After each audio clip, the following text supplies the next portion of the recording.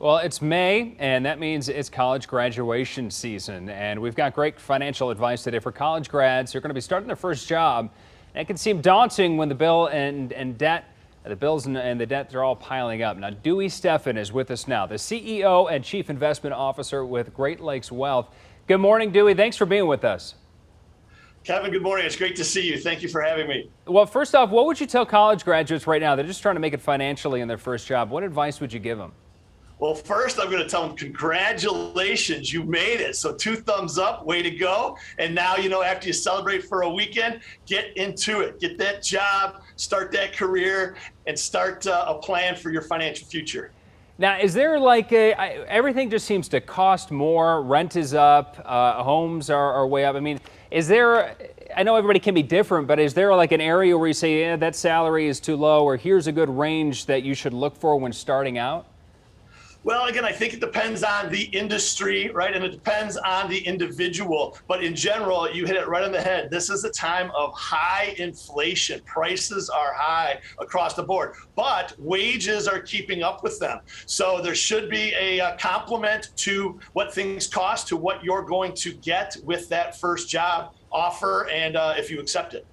Well, everybody needs some sort of an emergency fund too. Do you have any advice or tips on how to get started on that, or how much that maybe you should have in an emergency fund? Yeah, well, absolutely. So to begin with, just make a plan. You need to have a budget and stick to it. So that's the first thing, is to make a plan, know your expenses, and then make a budget and stick to it. That's the hardest part. And then after that, you need to set up an emergency fund. So like you said, Kevin, 3 to 6 months. So 3 to 6 months of those expenses, put them away in a bank account, put it in your sock drawer. If you're living with mom and dad, just don't tell mom where it is, and start with that, okay? Well, and a lot of people they're graduating already with some debt or credit cards, but more credit cards, or at least the applications are usually sent to recent grads. So we've got to talk about credit cards. Are they a good idea? Are they a bad idea? Should you just throw those offers in the trash? What do you think?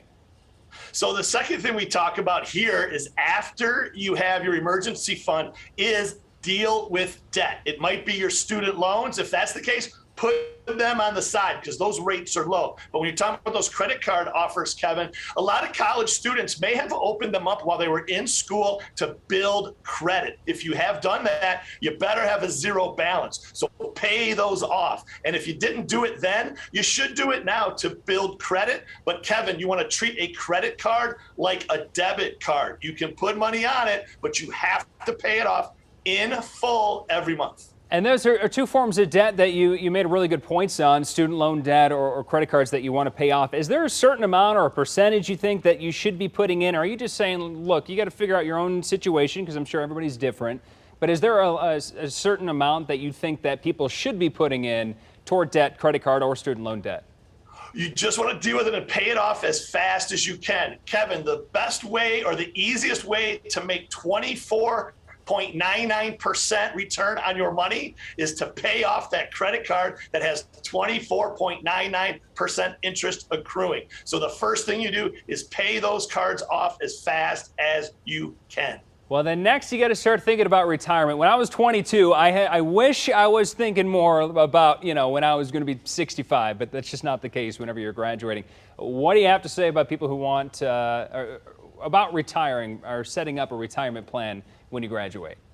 Sure. Well, after you deal with debt, you invest for success. So start that retirement plan immediately. If they offer it at work, day one, sign up. Sometimes there's a 90-day, sometimes there's a 180-day waiting period. So if this is just a summer job, that might not be an option, but this is the start of your career, then immediately sign up for the plan. They may match. Even if they don't, still do it. But like you said, Kevin, compound interest is what will work in your favor. So when you start in your 20s, you can literally stop in your 30s, and that'll compound it to success when you're 65 versus waiting till you're 40. You have to do it till you're 65, and you still mathematically won't be in the same spot. That's a great point. You just, as soon as you start getting those paychecks, you just put whatever you can as soon as you get it into those accounts or toward debt so you don't spend it. And Dewey Steffen with us. Thank you so much from Great Lakes Wealth. We really appreciate your time and information this morning.